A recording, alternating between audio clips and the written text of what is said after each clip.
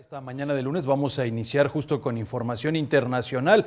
El gobierno de México externó su solidaridad y ofreció asistencia y apoyo al pueblo de Guatemala para enfrentar la contingencia que se vive tras la erupción del volcán de fuego, que hasta el momento, de acuerdo con información de la Coordinadora Nacional para la Reducción de Desastres, ha dejado un saldo de 25 personas fallecidas, un indeterminado número de desaparecidos y aproximadamente 1.7 millones de personas afectadas.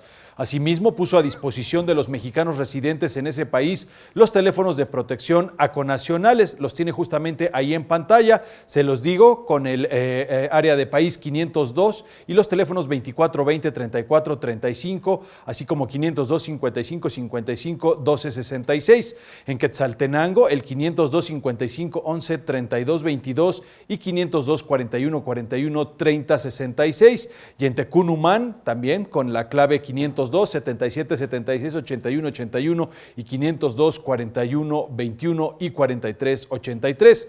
En tanto, el Ministerio de Educación informó que este lunes se suspenden las clases en los departamentos de Chimaltenango, Escuintla y Zacatepeques, que han sido declarados con alerta roja. Añadió que continúan evaluando otras áreas aledañas que pudieran suspender actividades.